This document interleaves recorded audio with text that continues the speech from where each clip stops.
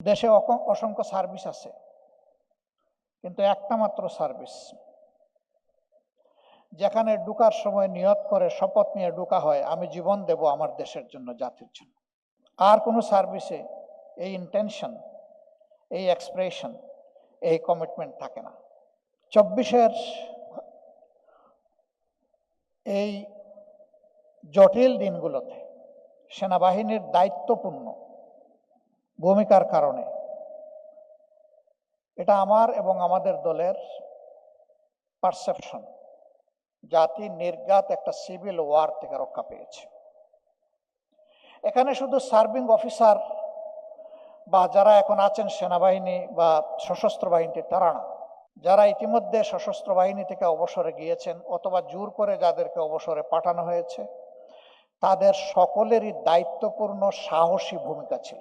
এই ভূমিকার জন্য আবারও আপনাদেরকে সেলিউট। 3 তারিখ থেকে শুরু করে আপনারা যে ভূমিকা রেখেছেন, 3, 4 এবং 5 তারিখ, এই ভূমিকাটা না রাখলে সম্ভবত আজকে বাংলাদেশে এই হলে এখানে দাঁড়িয়ে আমি কথা বলতে পারতাম না। 24-এর এই আন্দোলনে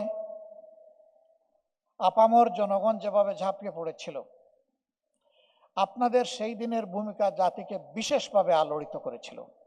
এবং বিশেষ করে মিরপুর ডিএইচএসে রিটায়ার্ড অফিসার যারা ছিলেন, তাদের সাহসী ভূমিকা, রাস্তা দেখানোর ভূমিকা। জাতি হিসাবে মাথা যদি উঁচু করে আমাদেরকে দাঁড়াতে হয়, তাহলে মাথা উঁচু করে দাঁড়ানোর নেতৃত্ব যারা দিবেন তাদেরকে আমাদের কনসিভ করতে হবে, অন্তরে ধারণ করতে হবে শ্রদ্ধার সাথে। এর কোনো বিকল্প নাই। আমাদের প্রিয় সেনাবাহিনীকে আমরা ওই জায়গায় পেয়েছি, আমরা এটাকে নিয়ে আরো এগিয়ে যেতে চাই।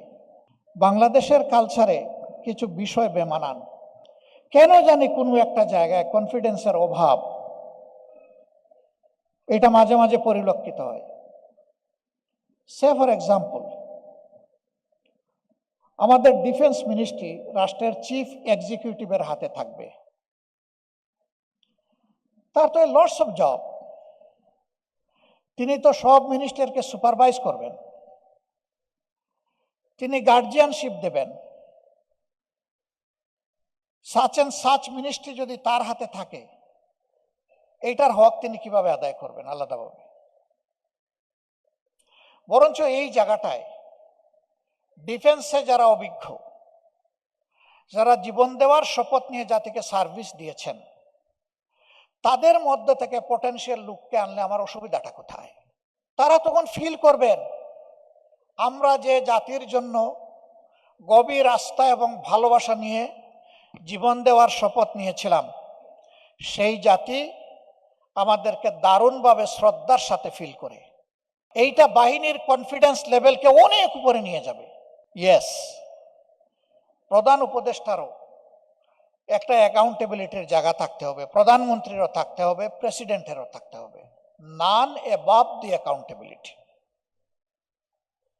এটা একটা মিউচুয়াল চেক অ্যান্ড ব্যালেন্সের ব্যাপার, সেটা থাকবে।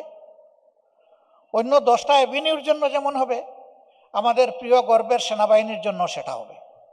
দেশের ভিতর মেনটেন করব সকল মিনিস্ট্রি নিয়ে, কিন্তু দেশের সীমানা অক্ষুণ্ণ রাখবে এই বাহিনী।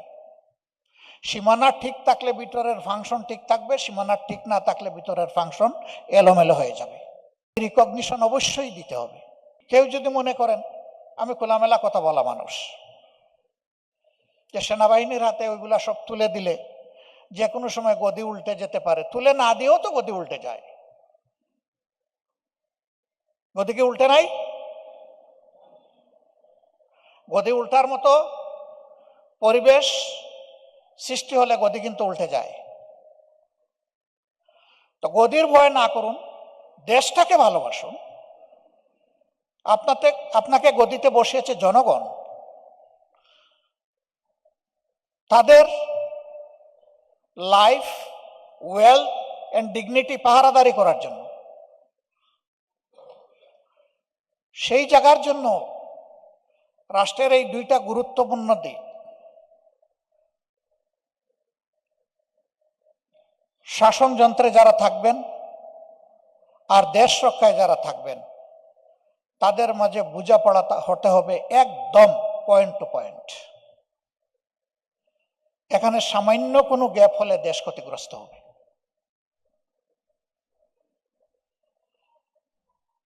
তবে এটা ঠিক যে সবার জন্য একটা ডেফিনিট জব ডেসক্রিপশন আছে, সবার জন্য একটা লিমিট আছে।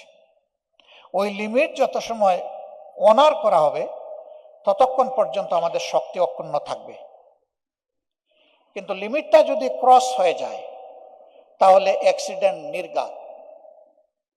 রাস্তায় আমি গাড়ি ড্রাইভ করছি, আমার জন্য বিভিন্ন জায়গায় স্পিড লিমিট করে দেওয়া হয়েছে,